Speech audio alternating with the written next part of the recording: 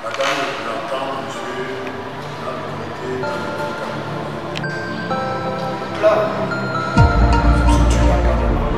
Le processus de renouvellement des organes dirigeants à la Fédération camerounaise des sports pour déficients visuels se déroulera du 5 novembre au 12 décembre 2022.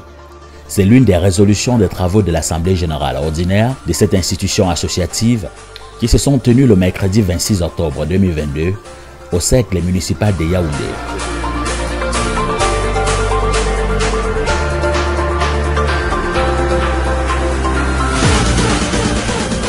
C'est une journée qui s'est ouverte avec les travaux du conseil d'administration de la FECASDEF, une instance qui a donné quitus à l'équipe conduite par Norbert Tsongi pour sa gestion.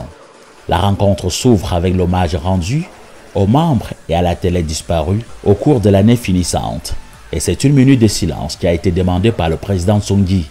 Comme vous le savez, en début de saison, nous avons tenu un conseil d'administration pour valider tout ce que nous avons réalisé au cours de l'année qui vient de s'achever.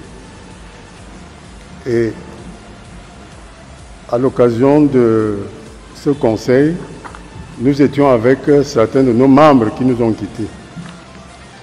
J'ai cité notamment Madame Atanambaza Edwige et l'un de nos meilleurs joueurs, en la personne de Sango Aruna. Je voudrais vous prier d'entrer de jeu, de vous lever pour qu'on leur accorde une minute. Au cours de l'exercice finissant, des réunions, des actes et des actions ont été menées pour le plein épanouissement des Camerounais non-voyants au plan sportif. Au plan de l'administration, nous avons tenu les réunions des différents organes, parce qu'il faut savoir qu'il y a le bureau exécutif, il y a le conseil d'administration et puis il y a l'Assemblée générale. Donc en termes de réunion du bureau, nous sommes allés au-delà des 4 qui sont statutaires. Nous avons tenu jusqu'à aujourd'hui 2 conseils d'administration et voilà que nous venons aussi de finir avec une AG. Bon, s'agissant maintenant des compétitions au plan international, il y a un calendrier qui avait été validé en début de saison. Il a été totalement couvert avec l'ouverture de la saison sportive en novembre 2021 à Tchang, qui fut un très grand événement. Et puis des regroupements à Maroua et les finales nationales à Yaoundé. Nous pouvons aussi relever au niveau des formations qu'il y a eu une formation initiale à Tchang et une autre à Maroua. Au plan international, nous avons pris part à 2 compétitions. Les phases de Dubaï, où nos enfants ont glané 2 médailles, une en or et une en argent, et puis une compétition d'athlétisme à Geslo. Au cours des événements, exprimant sa pleine satisfaction, le président Tsongi est aussi revenu sur un événement récent. C'est le lancement au Cameroun du Showdown, une discipline sportive plus inclusive et mieux adaptée à la déficience visuelle qui vient s'ajouter à la shortlist des disciplines sportives pratiquées jusqu'ici par les déficients visuels du Cameroun. Nous avons, avec l'appui et l'accompagnement de l'Association nationale des aveugles du Cameroun, bénéficié aussi d'une séance d'initiation au Showdown, ce qui a permis d'acquérir un certain matériel, notamment une table, des raquettes et des balles. Et je pense que dans les prochains jours, cette formation sera renforcée par d'autres séances.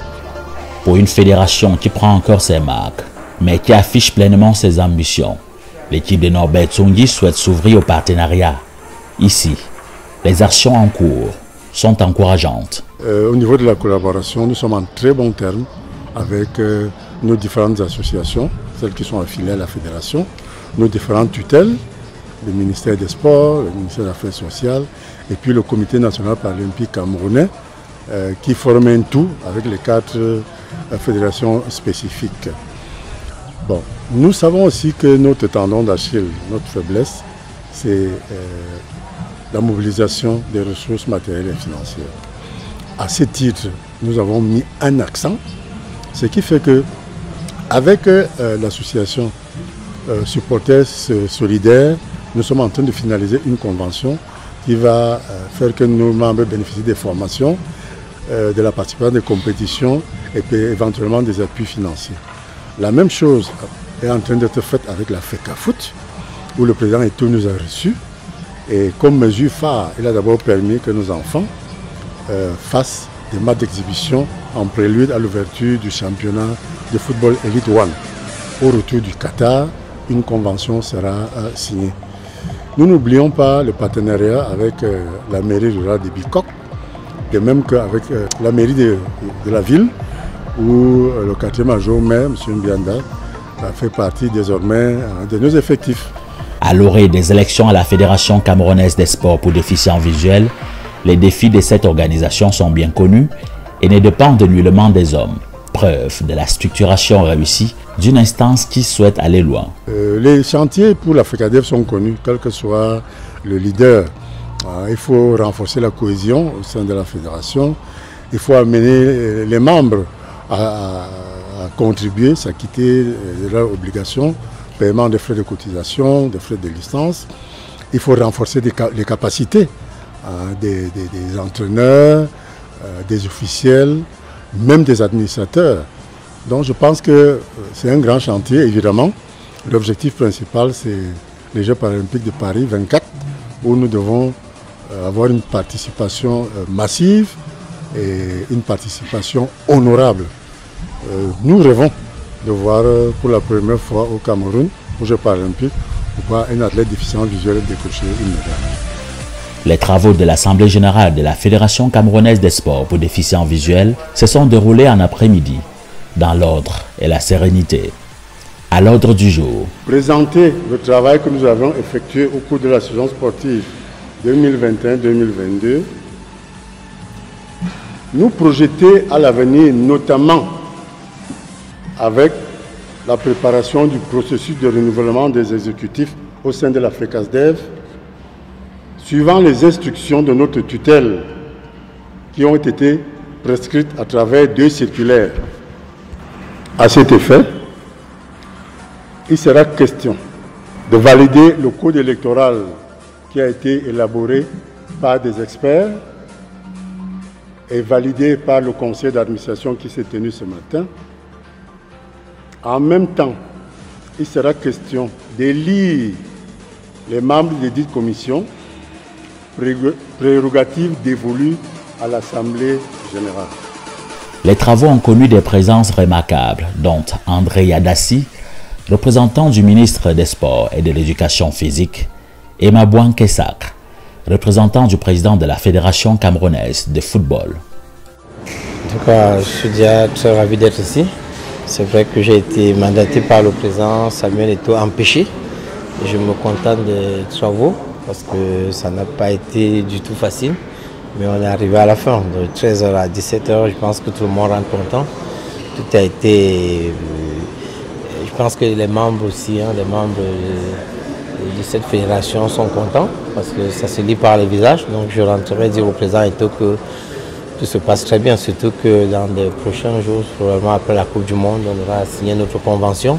Nous avons déjà été très satisfaits. Vous avez vu à l'ouverture du championnat à Douala que ce soit Yaoundé, le président de la fédération est vraiment décidé à travailler avec cette fédération. Donc voilà pourquoi je me suis déplacé ici et je rentre satisfait. Ces assises ont été sanctionnées par l'adoption de l'ensemble des rapports de la saison 2021-2022 du code électoral en vue du renouvellement des organes dirigeants dont le processus est d'ores et déjà lancé. Tout ceci à la grande satisfaction du président Norbert Tsongi. C'est une satisfaction générale parce que au bout de plusieurs heures de travail, pressés par l'urgence, nous avons pu boucler notre ordre du jour en mettant en exergue notamment la revue de la saison sportive 2021-2022 et surtout l'adoption de plusieurs documents qui concernent l'événement qui arrive bientôt, le renouvellement des exécutifs dans les fédérations et dans la nôtre aussi. A signaler que l'Assemblée générale a procédé à l'élection des membres de la commission électorale indépendante et ceux de la commission de recours. Ceux-ci ont été élus démocratiquement. J'entends travailler, comme je le disais tout à l'heure, avec des textes. Je me baserai sur les textes qui régissent la fédération qui me serviront donc de guide, n'est-ce pas, dans l'exercice de mes fonctions. Je ne travaillerai seulement pas avec les textes, je travaillerai aussi avec mes collaborateurs qui ont été élus à ce jour. Et puis, de tout autre mécène de bonne foi qui peut nous apporter des conseils, n'est-ce pas, des orientations et des directives en fonction de son expérience, n'est-ce pas, que ce soit en matière électorale, que ce soit même en matière de management du sport en général, afin que nous soyons dans les proportions requises pour pouvoir donner satisfaction à ceux qui nous ont donné confiance aujourd'hui et qui nous ont portés à la tête et au peuple camerounais en général. Selon le procès verbal de ces deux rencontres, le processus de renouvellement des organes dirigeants à la Fédération camerounaise des sports pour déficients visuels se déroulera du 5 novembre au 12 décembre 2022.